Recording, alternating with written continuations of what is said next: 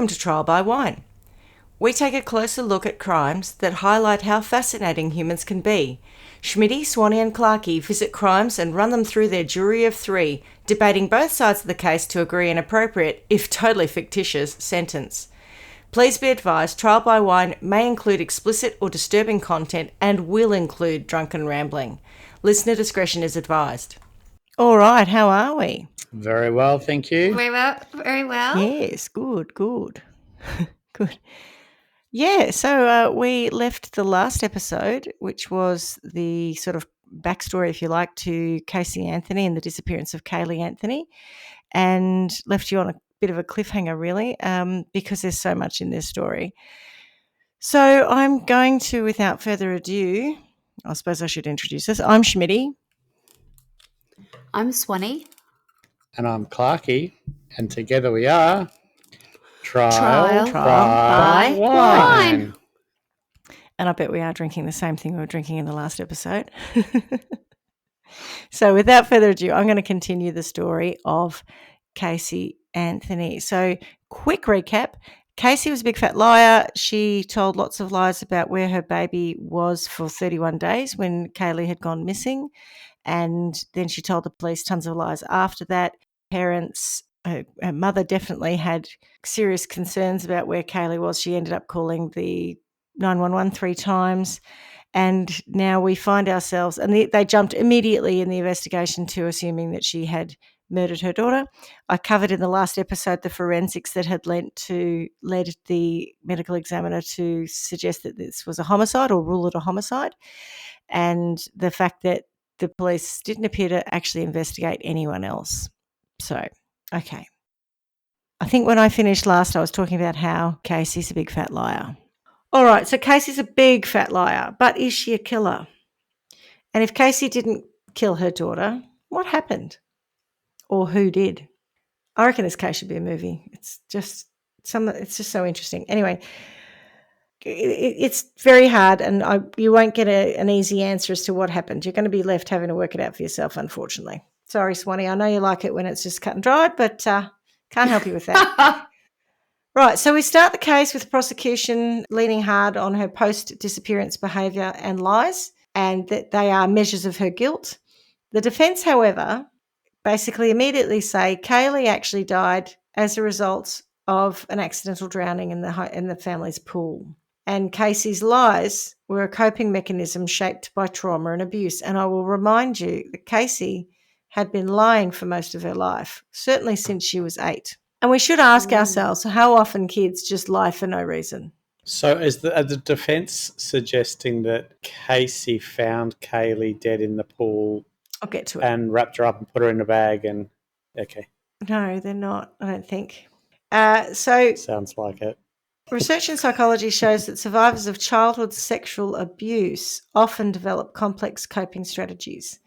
These can include disassociation, emotionally detaching from reality to endure trauma, secrecy, learning to hide or minimize experiences to avoid punishment or disbelief, deceptive behavior, lying because a defense mechanism to control a chaotic or dangerous environment.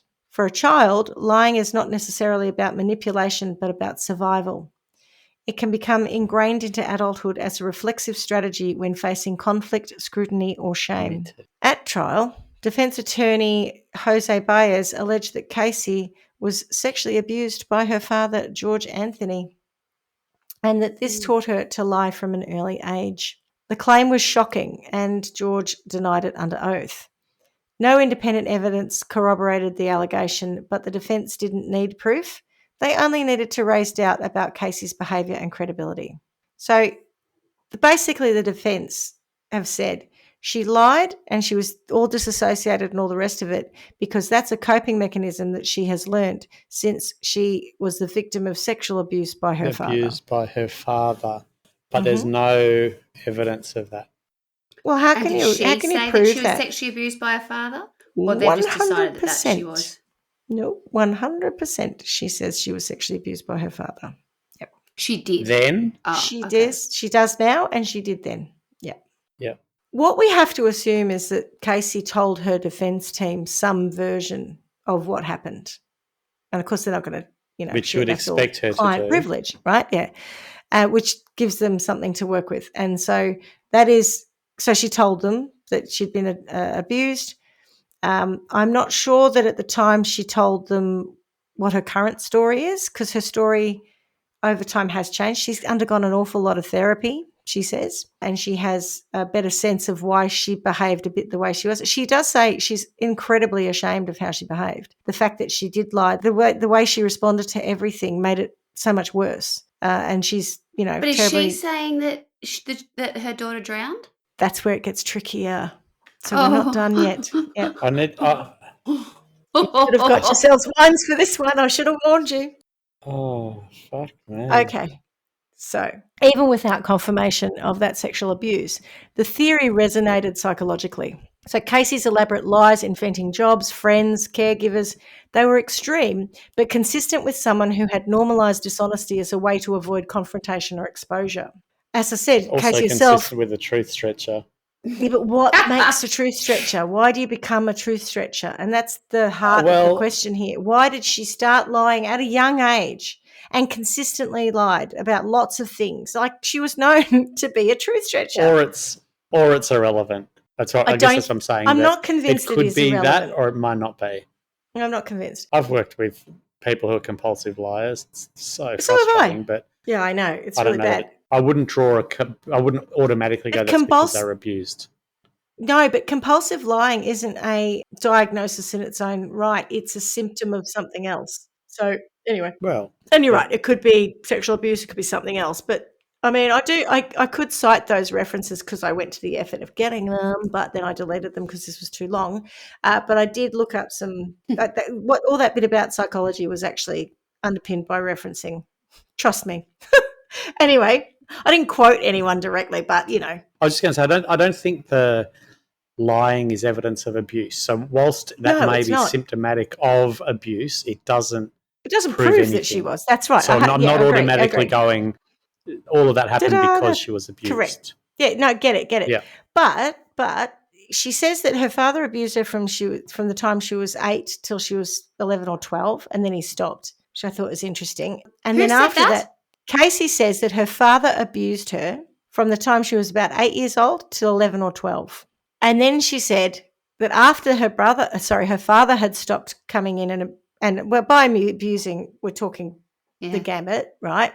Her brother, who was a bit older than her, then started to touch her inappropriately. Also, she does stipulate that he didn't ever rape her, or not to the same degree, but he started to abuse her as well. Anyway, so if that's true, and to your point, Clarky, it doesn't. Her lying doesn't prove that that's true, but if it is true, it could account for her behaviour. It could be. Yeah. Mm-hmm. She lied throughout the investigation and trial, but has later, as I say, after a lot of therapy, come to a more consistent story as to what happened. So let's go back to the day Caylee disappeared, because I think in that timeline there's some stuff that's never been uncovered, put it that way. So George, Casey and Caylee were definitely the Anthony household. It was a pretty ordinary suburban house with a smallish garden and an above-ground pool. George's account was that he last saw them both when Casey left the house at around 1 p.m. However, phone and computer records position Casey at or around the house until just after 4 p.m., or at least her phone. So George, yes, tells everyone that he saw Caylee last with Casey going off to work at about 10 to 1, 12:50, 1 o'clock. And probably no one ever questioned that, because Caylee herself said she had gone off because she got off to drop the baby with a babysitter before she went to work herself. And I find that interesting. I find it interesting that there's a story between the two of them about that last moment, and no one ever questions George. But we know it's not true because we know Zanny doesn't actually exist, and there's evidence in the phone and computer records that she's still at the house. So both Casey... Is there evidence of when she started work that day? Like, is there any She of that left the house, according to phone records, because her phone is pinging from cell records at 6:40. Sorry, 16:40. 4:40.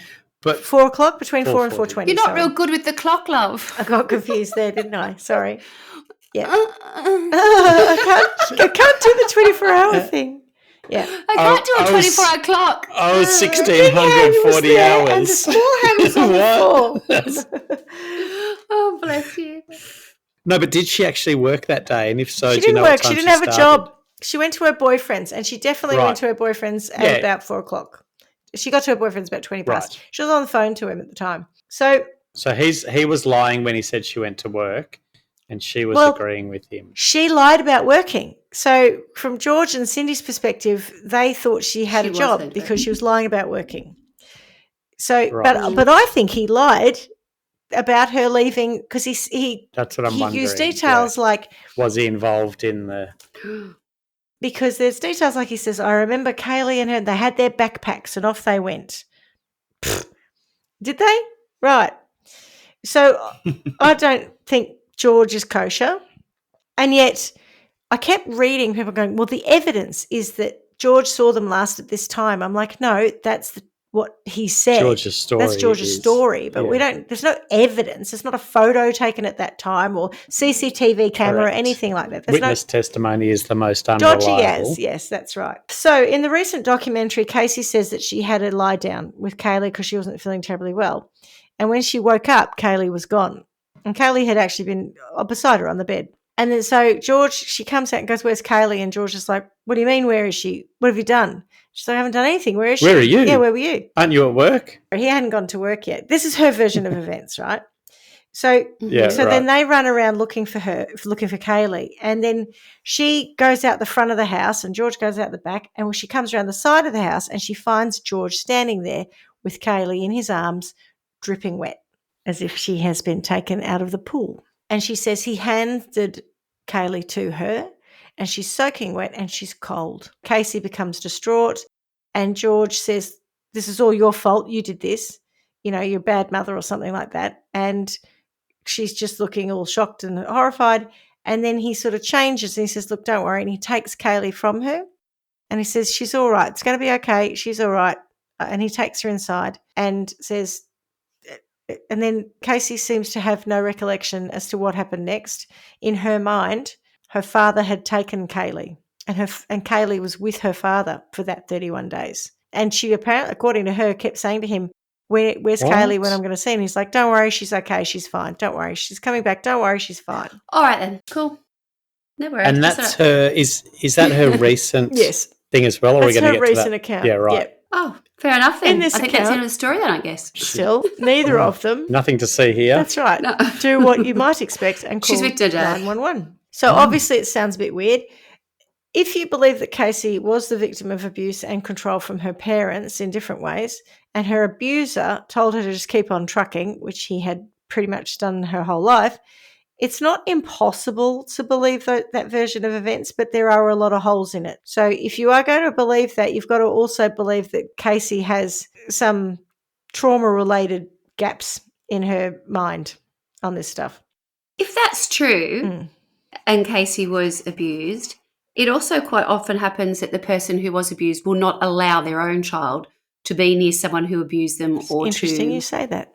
Because do you know what I mean? when That's Caylee quite was often born, the case where they just go, I wouldn't even entertain George had been thrown out of the house.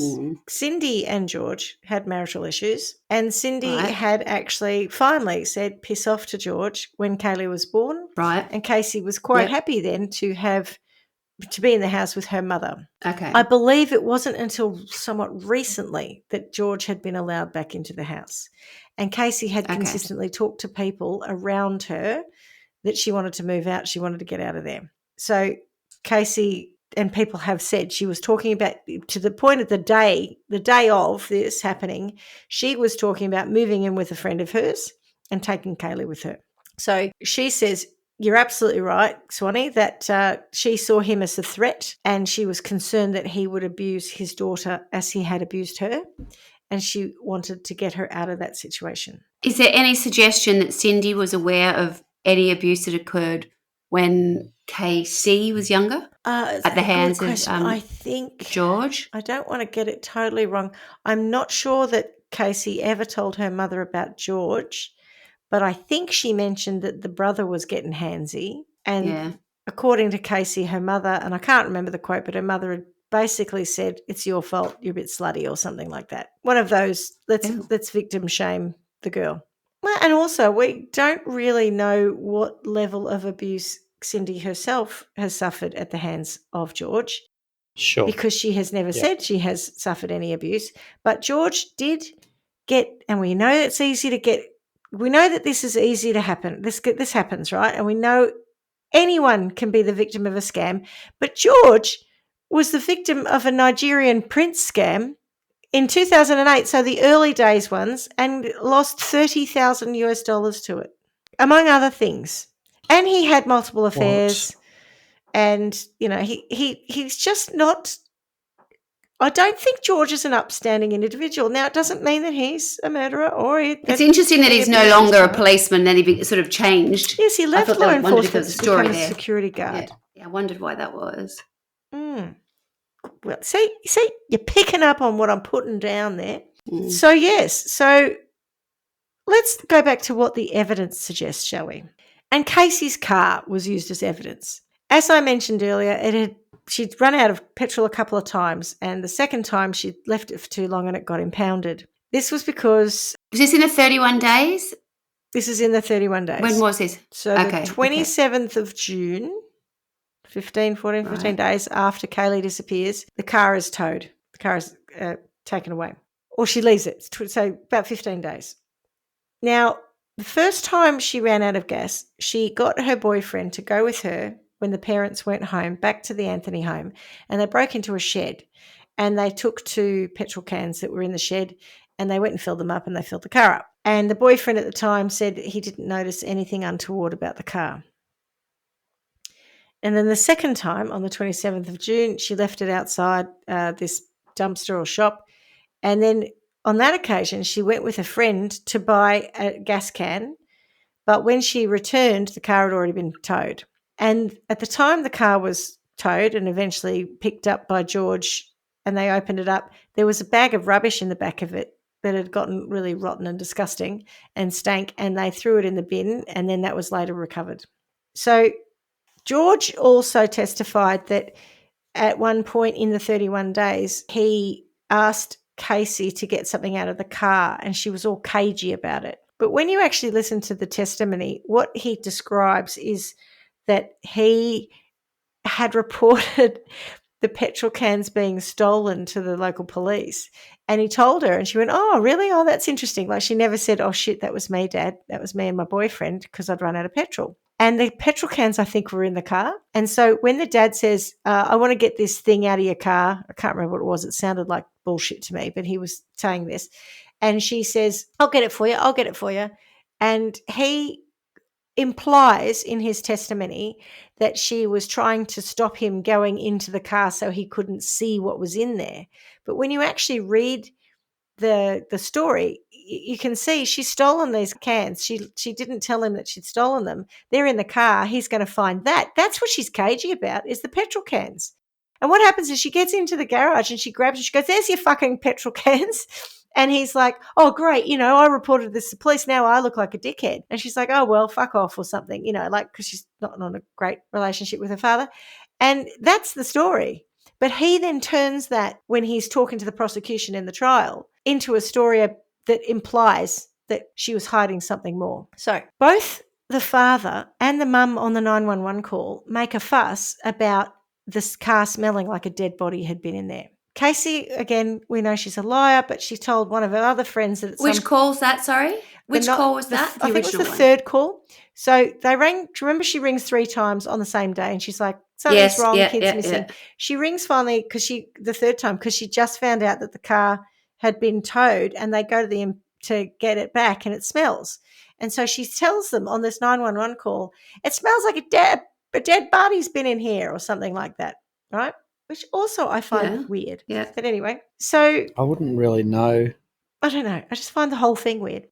So Casey told a friend of hers that she'd had these squirrels climb up into the car somewhere and die, and she had to clean them out, so it stank of dead bodies. Oh, Casey. But what's weird is she didn't actually say, "Well, I left a bag of rubbish in the back." That's probably what everyone's smelling, even though there was a bag of rubbish in the back, and it was disgusting, and they threw it out. And the mum, actually, when the car came back, the mum said it did smell, so she Febrezed it. And the thing is, the man who impounded the car at the impound lot said, in his account, he said that he smelled decomposition and he'd recognised it from other times when they'd had cars with bodies in them, because he'd had this happen. I think he said something like 8 or 9 times. I suppose it's a, what do you call it, professional hazard of cars being drums. Yeah. Bad day. Yeah. Not again. But then in the same kind of statement that he made, he then went on to say that the car was sealed and the smell was very minimal, whereas the dad makes out that within feet of the car, it's just like this abhorrent smell. It's just so bad. And the reality is, when they open up, there's no body. There's no body in the car. There's no dead body in the car. Yeah, but he said he could smell it, but not enough to report it. Well, I mean, they sort of reported it because the mum on the 911 call said it does smell like a dead body's been in here. No, what I mean, the bloke who worked. Oh yeah, no, he didn't report it. Yeah. I feel like the man who worked there said, yeah, it smelled, and then it kind of, I feel by suggestion, grew from that. Yeah, it grew from that. I'm unclear. I'm not. Nancy Grace planted that seed. I'm not convinced. Yeah. Head. Now, here we go. So now here we go. In all that rubbish. Yeah. This is where it gets interesting. There was some scrunched up kitchen towel found in the trunk, like napkin material. Yeah. And the prosecution's witness said that the towels had fatty acids on them and that they had found adipocere in the fatty on this towel. Now, adipocere is a wax-like substance formed in the process of decomposition of a body, usually in very wet conditions. However, saponification of lipids, which is what adipocere is a result of, in the body by bacteria can form adipocere at about 2 weeks post-mortem. That's probably the earliest you'd see it. If Caylee's body was ever in Casey's car, and there's every chance that it was probably within the first 1 or 2 or 3 days of the day she goes missing, that they've not seen her. She wasn't in the car 2 weeks later because that's when it runs out of petrol and it goes and gets impounded. And saponification, so when did it run out of petrol?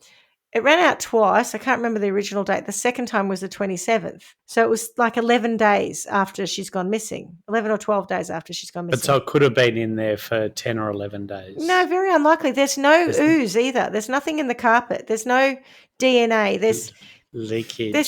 There's a stain that forensic pathologists said was unlikely to be decomposition. Is there a matinee jacket? There's no matinee jacket. But there was a stinky bag of rubbish that had maggots in there. There were maggots and there was an infestation of flies and shit in the garbage bag. In her car? She'd left a bag of kitchen rubbish in the car. Does that often happen to you? What was that, Swanny? Doesn't that happen often to you? I mean, all the time. How did that fly get in here? Oh, it's the maggoty bag in the back seat. But the prosecution tried to make out that those the pupa and the maggots and the particular bugs only were attached to the body. Yeah, and only would be apparent if a dead body was in the car. But the reality is they're bugs and pupa that would come for any biological material that they wanted to feed off. Rotten chops. But also, what's it doing in the back car to the point where it gets maggoty and blowflies? Exactly. Well, it's Florida, so it's warm. It's July. It's hot. She's put a bag of trash in the boot, forgotten about it. Car runs out of petrol. Don't try to explain car runs out of petrol. Forgotten about it to the point where it's. Well, she just left the car, right? She just left it. So it doesn't smell to her because she's left it. And by the time the impound lot open it up, 3 days later, now we've got flies and grossness. The prosecution calls their fourth witness Roy Cronk. Can anybody act normally in this town? It's terrible. And also that bin bag, we don't know when that was put in the car, as well. So it had that rubbish bag been there for 2 weeks, it'd been there for 3 days, we don't know. And there is no DNA evidence on the paper towel that they said was adipocere, but it is quite difficult to extract DNA from I'm not adipocere. bothered by the adipocere. I'm bothered by the dirty rubbish bag that's what I'm saying is I believe that what is on the kitchen towel is nothing more than an extension of the dirty rubbish bag. It could just as easily have come from bacon fat is the point. It's not huge. There's no you can't definitively say it was human fat in the car. Correct. You can't say she's a dirty mole. You cannot say that that adipocere doesn't equate to murderer. Correct. But that's what I'm trying to say. I'm totally judging her for having a dirty rubbish bag in her car for that long. She had a dirty rubbish bag which may have had raw pork in it at some point. You need a certain amount of fat content. Enough with this rubbish. It's making me. Let's move on. Fucking Did she say why she put it in her car and not just in the bin? I don't care. Tell me. Oh my God, this is the most frustrating story. It's so bad. I'm like, it's so good. So there was also talk of chloroform being in the trunk of the car. And oh my God! Because you enjoyed the rubbish she wouldn't have chloroformed her own baby. Well, that's what the prosecution alleged she did. Chloroform nanny. Someone had searched in their Google 3 months earlier something about chloroform, and the mother actually said, "Who's someone?" Well, the mother said because it was a family computer, right? It wasn't her computer; it was a family computer. Anyone in the family could have used it. And Cindy said that she'd had some issue with her dogs or something, and she accidentally looked up chloroform when she was looking for chlorophyll. And that was what she said. She did it. And then she later also claimed to have been looking it up on other searches, but it turned out she was at work because she was a nurse, right? So they checked the logs of her work. And so she couldn't have been the person searching for chloroform at that point. But the prosecution tried to make out that Casey had made her own chloroform and drugged Caylee with it. And that was part of how she killed her. Oh, let alone putting duct tape over her face and suffocating her. I mean, anything could be true at this stage. Well, no, I don't think this could be true. I have to say I think this is a bit of a stretch.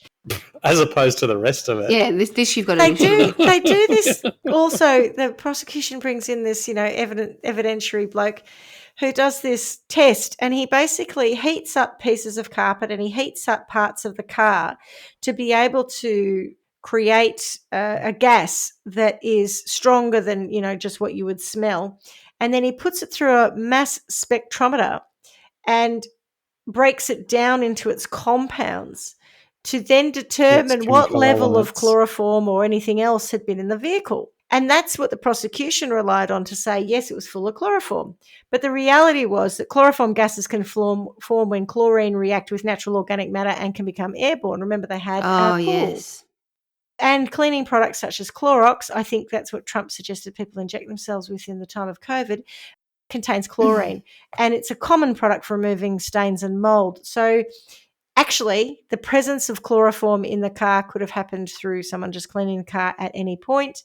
There were not high enough levels of chloroform in the car. That seems unlikely, though, doesn't it? with it chlorine. Seems more likely to me than her cooking up her meth lab of chloroform in the, that is just very unlikely. But if her car was a pool, I'd get why she'd be cleaning it with chlorine. Clorox is just Clorox is just like a cleaning product. Yeah, I'm not saying that she did. The thing is, again, no one actually had a look at what cleaning products were available in the Anthony home because they didn't want an alternative version of what that could be. No, they just went straight to, she's been making chloroform.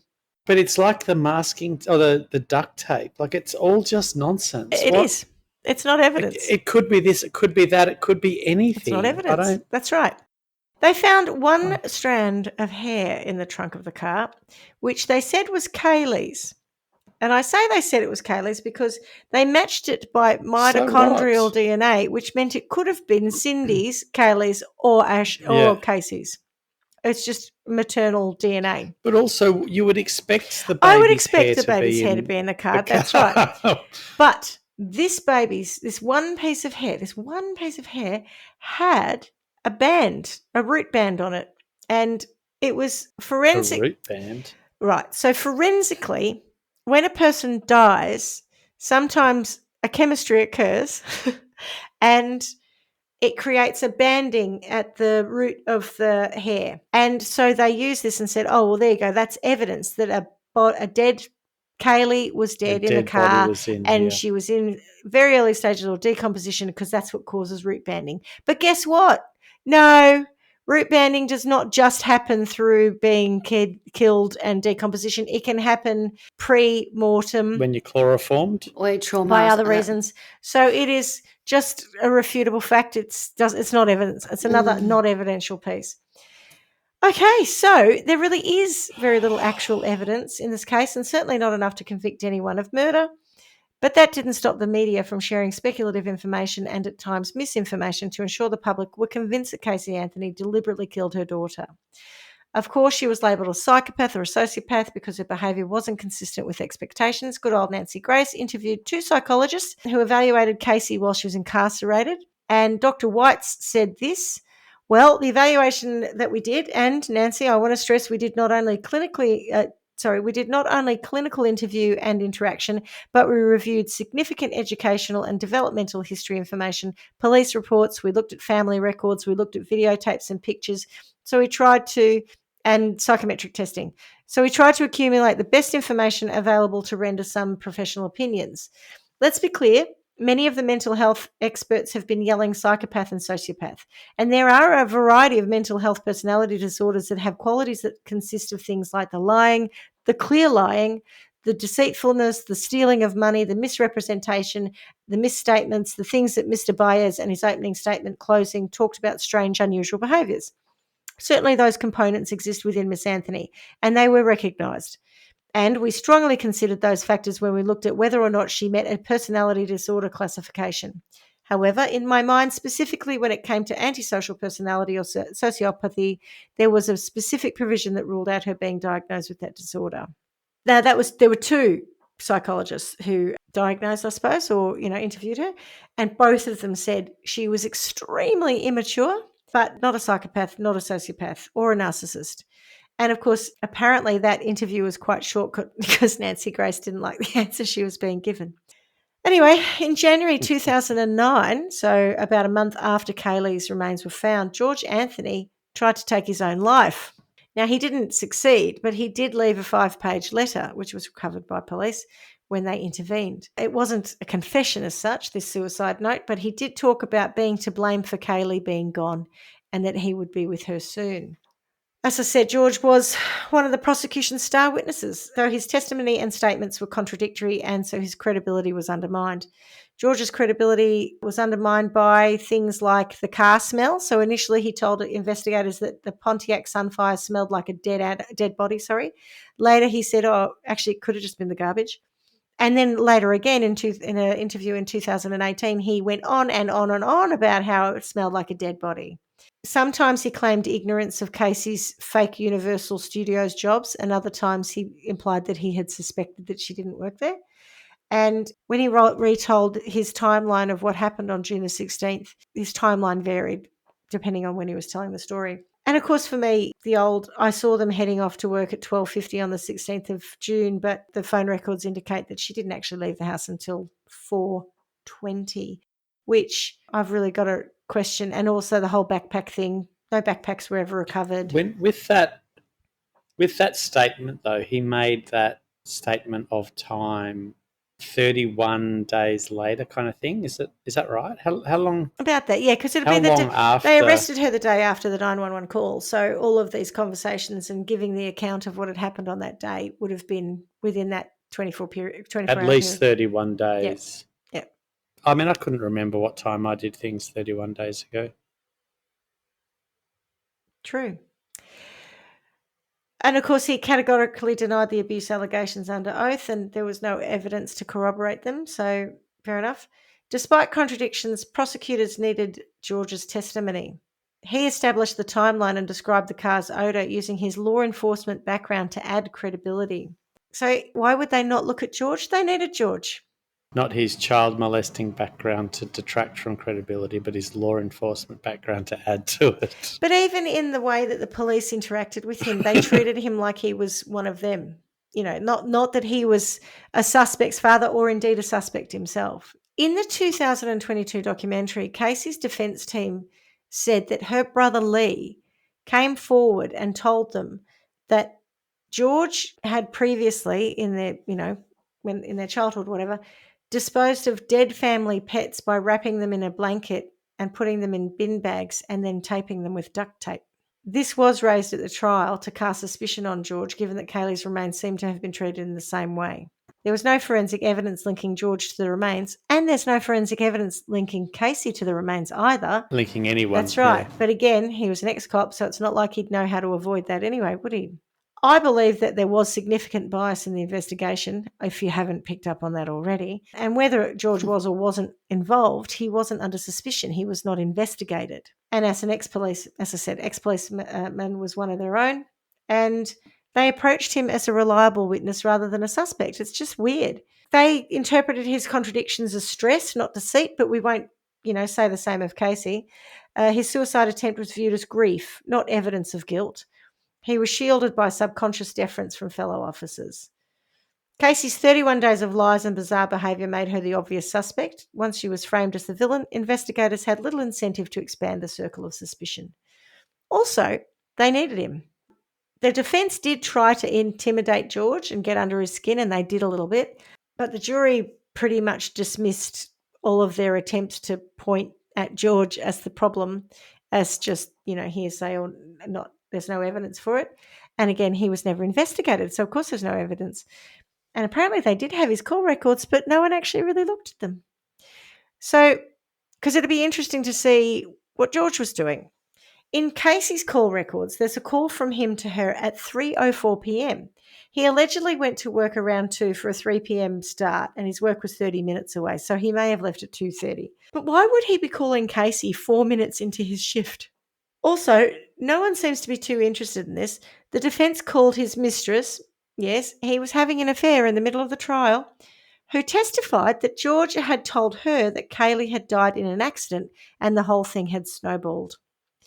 Cindy and George's marriage had its up and downs, as I said. The Nigerian prince didn't help because he took $30,000 off him. I don't think George is actually the sharpest knife in the drawer either.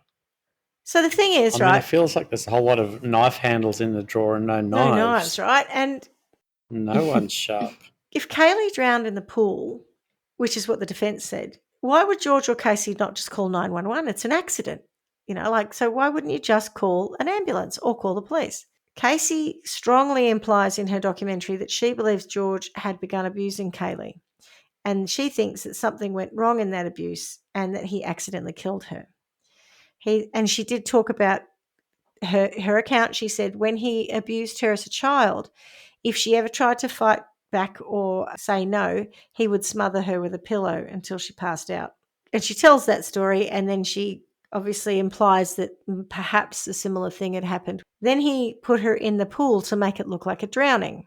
Now, if this were true, and I'm not saying it is, and who knows, because she's constantly lying, so who knows whether she's telling the truth these days or not, it does make sense of one thing, why he didn't call 911. If he thought there was forensic evidence that could implicate him and DNA evidence on the body that could implicate him, that would make some sense. But it doesn't make sense. Why would he bother putting the body in the water, though?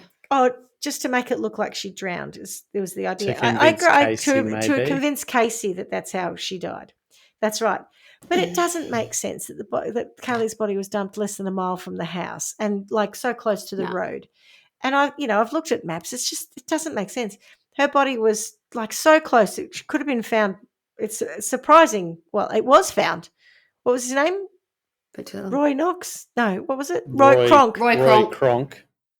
Also, the psychologist said that given the level of immaturity in Caylee, she would have been inclined to leave the responsibility of anything serious to someone else.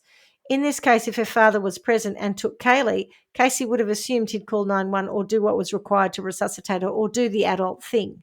So they kind of excuse Caylee for not calling 911 by saying she would have expected the actual adult in the room to do it. What? Not the actual child's mother? No. Well, no, but I think what we can surmise from Caylee is that she's a bit of a child herself still at this point. Searches on the family computer regarding suicidal ideation. Some suggest this was George feeling guilty. He had an AOL account and Caylee didn't, and it was on that account that the search was made. Some have said that George is an innocent man who makes himself look guilty. I say if it looks like a duck and it quacks like a duck, it's probably a guilty person. So at the end of all these twists and turns, on July the 5th, 2011, the jury acquitted Caylee of murder and manslaughter, but convicted her of lying to law enforcement. So she got off. Accurate. And And in fairness, she should have, because you couldn't have said beyond reasonable doubt that she had murdered her kid. There's no evidence. As a result of her conviction, she couldn't leave the country, though, so her defence team had to get her out of there toot sweet because the public was so outraged they feared for her safety. And basically she went into hiding and lived with one of the investigators in her defence team. Now she works for him and has recently emerged on social media as a legal advocate, working for people who have been wrongly accused and played by the media, as she says she was. She continues to say she doesn't believe that Caylee drowned because she thinks her father accidentally killed her. It is totally possible that Caylee went outside on the day and climbed up and died in the pool as a result of misadventure. And unfortunately, it is still a cause of death in children quite regularly, and in Caylee's age group in particular. So children between 1 and 4 are more likely to die of drowning in the family pool. The questions will always stand: what happened to Caylee and who put her in the woods? Why did Casey pretend everything was okay for 31 days? And for me, what role did George have to play in the whole thing? I do believe that the investigation was flawed. There wasn't enough evidence. Only Casey was looked at, and the prosecution leaned too heavily on public opinion and thought it was a slam dunk. But the evidence was shithouse. Cindy and George are still married, though they have nothing to do with Casey. George had a near-fatal accident a few years back, and in an interview said he wanted Casey's forgiveness, though no one, including Casey, is quite sure what for. That's what I was going to say. What? Cindy seems suspicious of her husband, that then again he is a lying, cheating spouse, so maybe that's just the norm for her. Casey's life wasn't great when Caylee died, but she was young and with a supportive mother and friends. She's widely considered to have been a loving mother and not a party animal, regardless of what the media said. It is completely unlikely that she killed her daughter on purpose, which leads me to again ask, why cover it up?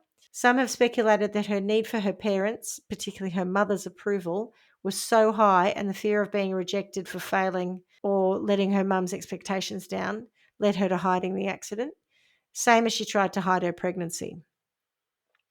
I don't think we'll ever know what happened. And we certainly can't trust Casey, as she is the proverbial boy who cried wolf. And that, my friends, is the Caylee/Casey Anthony case. Bloody hell. I'm not happy. I knew you would. I'm not happy. Sorry. Yeah. I'm not happy. I agree. Oof. What a family. I'm disgusted in them. They are foul, aren't they? They really need to take a long, hard look at themselves. Irrespective of who did it, they were all like, oh, well, I'm busy or I'm doing whatever else. Honestly, disgraceful. I really don't have any time for any of them. On the day that Caylee's remains were Poor found, child. one of the lawyers, because at this time they were still saying, oh, it's not Casey, and so the defence lawyers were with the family a lot. Yep. They rocked up to the house, and Mum and Dad had just got this fantastic new speedboat. It arrived, and it was part of some kind of Caylee Anthony trust or, charity type thing. Yes, that's the right face. Shh. And they were on telly immediately. They were being paid for interviews throughout the whole thing. They continue to get paid for interviews. There is something wrong. Really off, isn't There's something rotten in the state of Denmark. Orlando. Yeah. Orlando. Yeah. I am really – yeah. I found that very disturbing. Very hard to stomach. Yeah. Yes. It was just like one thing that bothered me after another. And it's sort of like, oh, my God, everything could be sort of explained away in that kind of, it's not – okay. Yeah, but actually, if you go back to the behaviours of these people, that's where I'm really uncomfortable. Yeah. Yes, the evidence may have been not been able to support certain things, but their behaviour suggests that things were not good and that they've behaved appallingly, even if they were not the one in any point responsible for the actual death of Caylee. They certainly were implicated through the whole way they behaved. And, oh, God, the 31-day thing, I mean, where is she? Oh, okay. She's at the nanny's. That nanny I've never met. Still? I can't get past the fact that no one had met Zanny the nanny and questioned it. Yeah. I can't get past. There's so many things that when don't you just ring think true. about kind of normal people who are managing, kids and life Yeah. and school and drop-offs and all the rest of it. It's not I mean, even I have gone and done school pickups and school drop-offs when my sister can't do it for their kids. Yes. There'd be a point in time if the mum is also being a caregiver. Yes, I know she's a nurse, but if she's also being a caregiver and she cares deeply for her grandchild, you would imagine she would be saying, look, I can't actually do her on that, like, I can't look after her, but I could drop her at Zanny's for you. Like you would Absolutely. think There's no way it would have a gone for babysitter 31 days nanny if they would had have lived in the same house. been more integrated into the family, wouldn't it? But, even and before the even if 31 she days. started Even asking- before the 31 Yes, days. I know right? that. Yeah. Before the 31 days, I'm saying, like, because I know there's a suggestion, obviously, that she's then sort of moved on to live with the boyfriend or whatever else. But the grandmother would not have, she said that she loved her, she was obviously in her life. She wouldn't have just let it go on and on and on, especially when she was like, I'm a bit concerned about this. Do you know what? I'm just not buying it. There's something wrong. Schmidty, do you know why she rang 3 times in one day? Like, why they rang 911 3 times? No, not entirely. I think perhaps they didn't get traction. So I think she rang up and said, there's something wrong. I haven't seen my granddaughter for 31 days. I think she's missing. Then Casey gets on the phone and says, yeah, actually, I haven't seen her either, Oh! And sorry, who are you? It just doesn't. And who are you? Yeah, it doesn't. She's with I'm the her mum. babysitter. She's with the baby. And then I think maybe what happened was... Are you paying the babysitter, or then are she you starts this story, I think, a bit contact? later about the child being abducted, and that might be the time the mum does the second call, and then the third call is around that car, the impounding of the car. At that point, the mum's like, "There's something totally wrong here. There's a smell in this car." To quote Kenny, "There's a smell in this car that will outlast religion." There's something wrong here. Yeah. I can't get past. So she's been arrested. So all of that 31-day thing's played out. All of the crazy bullshit that's got us to this point. And then when the police have her arrested and they're doing some investigation, then she takes the police to Universal Studios, to her workplace, and then goes, "Oh, it's not really." I don't work here. I think they. Do you understand what's going on here, lady? No, and that's no. The point is, from a psychological perspective, if she has disassociated and just is living in a fantasy world because of the trauma of her child dying, then, like to your point earlier, there is a mental health issue there. I think that is part of this. She's just turned off. It's like the kid never existed almost. I don't believe she talked about her or anything. Sorry, there was one moment where I think one of the housemates of the boyfriend witnessed her. She'd been watching a video on her laptop of Caylee and she was crying. There was one time. And when was that? In the 31 days. In the 31 days. Yeah. Yeah, right. So remember with Scott Peterson, we were saying his behaviour is that of a guilty person. Whether he did it or not, there's things that he's done there that just make you go guilty. I know. Look at any of them and go, they're not guilty. Like, maybe it's a conspiracy between the three. Thank you. That's George my point, right? I really think, and Cindy was at work, so Cindy wasn't physically there, but I think Cindy knows more than she lets on. Or suspects. She definitely suspects, I reckon. Yes. It feels like they did it.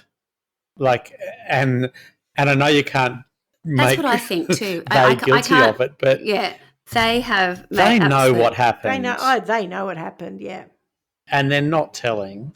And it's really interesting because the death penalty was on the table, and George kept being the star witness for the prosecution.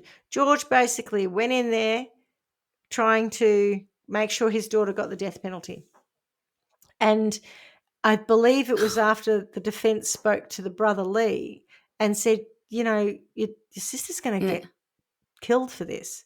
And that was when he came back and said, by the way, not sure if it's material, but my dad, when our pet cat died, coincidentally, Dad wrapped it in a blanket, put it in rubbish bags and tied, and, Is he a truth stretcher too? No, there's no evidence that he is. He's quite unrelated. Well, I mean, that could be evidence. I hope for his sake he is. They're a nightmare.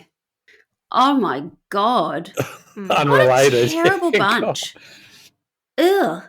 I'm so confused still by her being involved and not being involved. And then when Mum calls in, she's like, oh, yeah, she has been missing. Then I'm going to lie about this. But, yeah, then I was with Dad. And I mean, oh, my God, excuse my French, what a clusterfuck of ideas that have come together to sort of paint a really messy picture. Yeah, and it's only till very recently in that 2022 documentary that she very clearly says, I believe that my father killed my daughter. I don't doubt that she has utterly convinced herself of that now. And the way she's now an advocate for other videos, I can so imagine that I don't know what happened, obviously, but she will now have been, forgive me for using the word groom because I can't think of another word. I think you're right. But in her mind now, as someone who has now got through that process, she's going to be that's a great word for it. And it's like, now I'm this. Yes, I agree. There I was that. Now I'm this, and I'm now being led down that path. When you watch her, she looks a bit like Alanis Morissette. Sorry, Alanis. When you watch her, she's very convincing. And I think she has been programmed into thinking, this is where I'm at. So that's what I'm saying about her being the boy who cried wolf. You will never know. You can never really determine what happened unless George does actually say, well, actually it was this, you know. And he may never because he's a truth stretcher too. Well, there's no point in them doing it. They've got away with it, basically. What are they going to do now? They've got their infamy, if they can do with all what they want. They seem to have been able to get on with their lives. The only person here who's lost Caylee is poor little Caylee. Yeah. How awful. It is. And then to have been sort of that 31 day. Clarky? I can't. I just can't think of anyone. I can't imagine a loving mother putting your child in rubbish bags. I can't imagine that a loving mother would do that. There's no evidence or no talk of another person coming into the house. No. Like no one's saying, oh, my God, we all fell asleep and I think when we woke up she was gone. I think Caylee Anthony would like to believe that's true. But there's no one. No, there's no. What I'm saying is there's no talk of that. So is it your daughter or your husband who killed your granddaughter? Yeah. Correct. It's that, isn't it? Like it's one of the two. Yeah. And which means one of the two hid put the baby in the garbage bag, put it in a bag George somewhere. Said, I'll deal with it and got rid of the body. And said, keep pretending like everything's normal. Regardless of how she died. But it's weird. At least one of them knows what happened. Correct. Yep. Probably two of them know or were involved in the disposal of the body. And then the cover up. Like there's this 31-day cover up where they're trying to act like everything's fine. If you really want to cover it up, why do you go, oh, and it smells like a dead body, spit in there. Look at the car. Look at the car. Look at the car. It's weird. I don't get that bit. I don't get most of it, to be honest. It's a very unusual set of circumstances, complicated by some very unusual people. I was hoping there was going to be a moral to the story, which is don't lie. But it almost feels like the moral of the story is do lie. You'll get away with it. Baffle them with bullshit, yes. No, I think she got away on the hair of a chinny chin chin. I think it was only because... But she got away. But I think it was only because the prosecution really did think this was a slam dunk and they didn't sweat the evidence well enough. They didn't...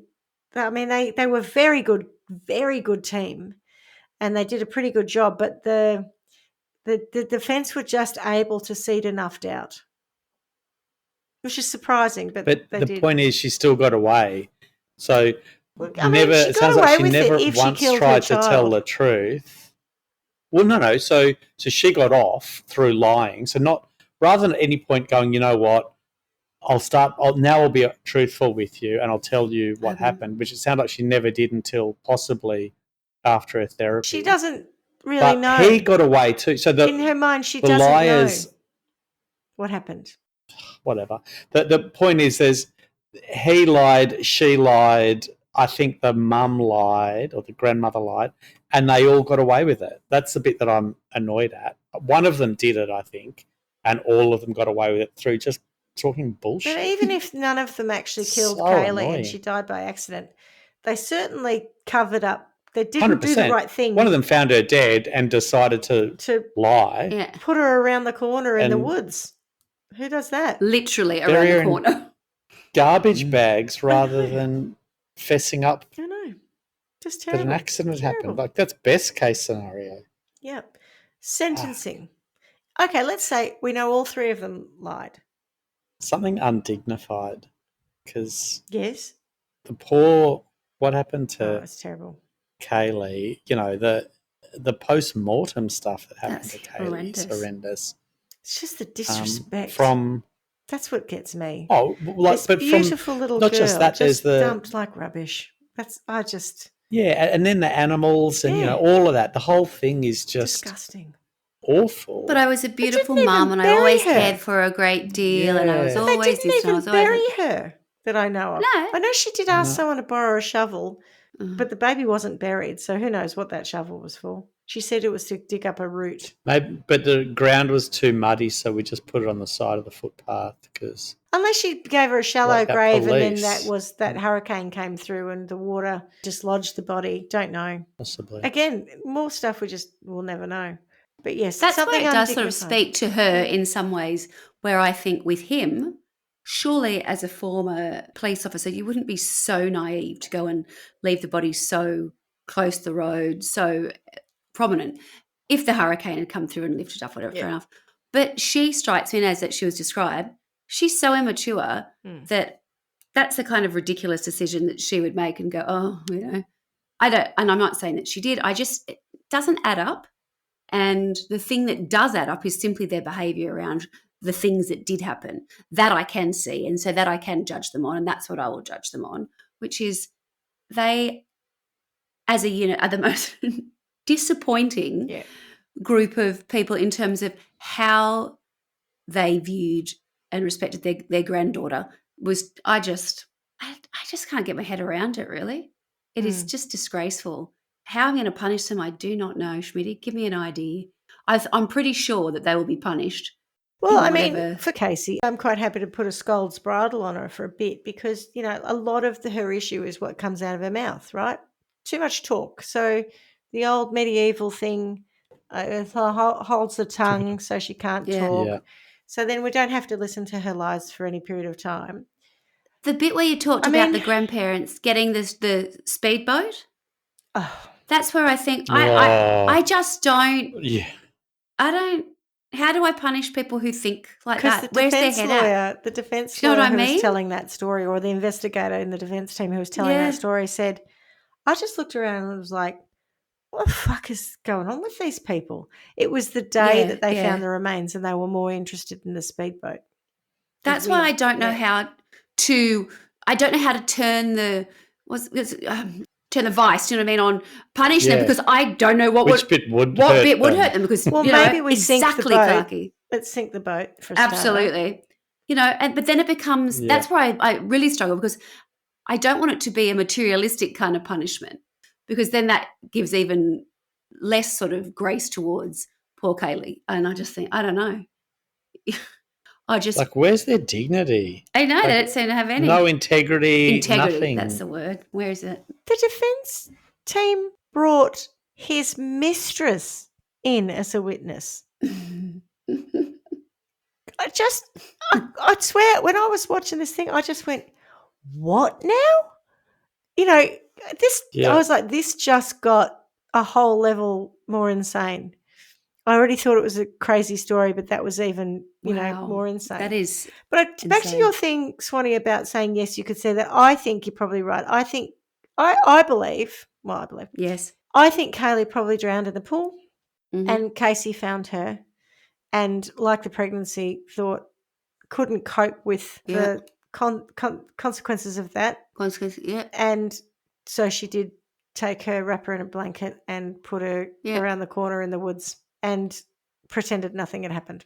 That is the most likely That would make scenario. sense to me. That makes sense to me because on there was no previous indication that she would kill her. Who probably gets a hard time anyway, and then she think I've really, oh my God, everything. Everyone said I wouldn't be able to do it, and I haven't if been she's able to do dead, it. like there's no calling 911 to resuscitate her. It's just I'm going to be blamed for this. I'm in trouble. Yeah, everyone's going to hate me. I'm just going to hide it.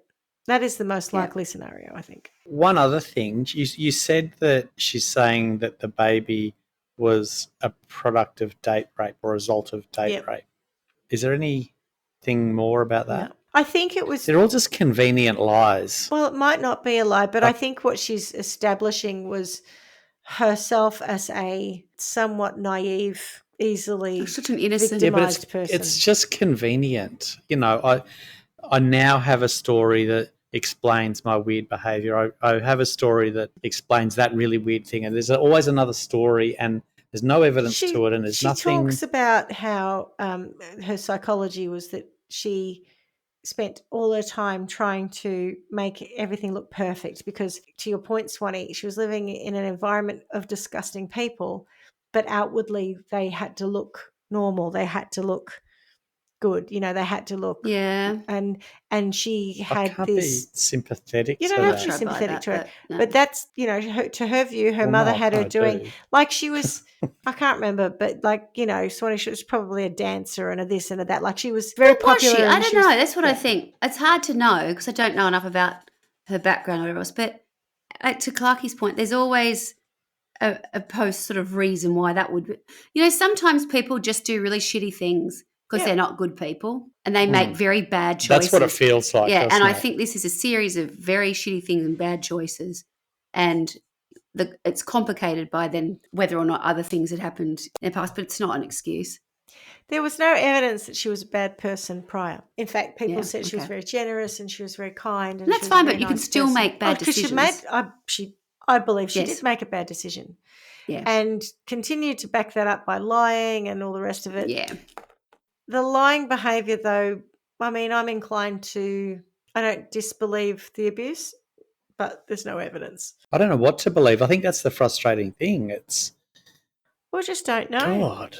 No. And we won't know. Makes it even... We won't. Makes it hard to There's punish no even because you've got incentive no idea to find what... out either. That's just it. Well, when I saw George being interviewed in, I think it was 2018, and he'd had a really bad car accident and his whole head was like pinned into one of those traction type cages, I thought, well, maybe Karma is just already dealing that out for him. I bet you a lot of people thought that.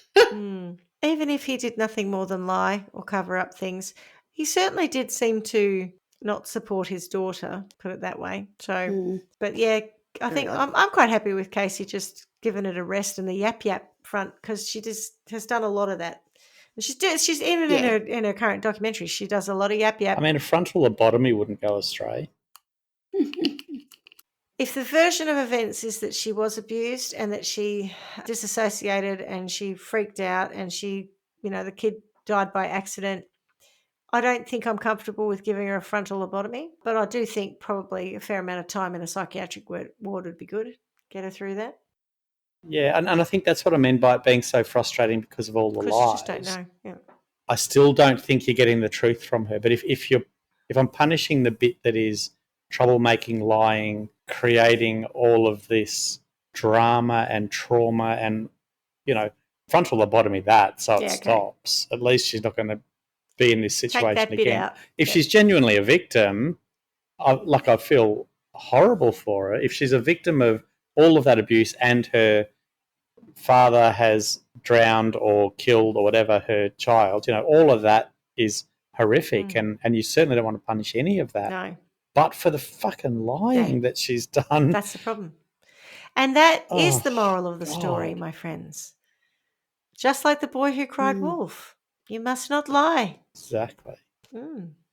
No one believes you in the end, ever. No. Correct. Or as Mr. Darcy said, once my good opinion is lost, it is lost for good. And therein lies the problem. There is no good opinion left for them with me. For poor old the Anthonys.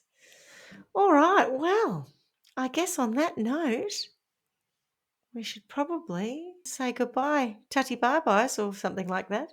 Thanks for joining me on that one. Ciao. I know it was quite a lot. And as we say every week, miss you already. Ciao, ciao, ciao. Ciao. Ciao. Thanks for listening to Trial by Wine. You can contact us at trialbywine@gmail.com. Please rate, review and subscribe to Trial by Wine on Apple Podcasts or wherever you get your podcasts. If you'd like to support us, you can become a patron at www.patreon.com, Trial by Wine, or visit our website www.trialbywine.com to donate to us. Your support will help us cover many more cases and apply wacky sentences. We really appreciate you listening and hope you tell everyone about us. Our cover art is by John Christo and music is by Beauchamp from Pixabay.com.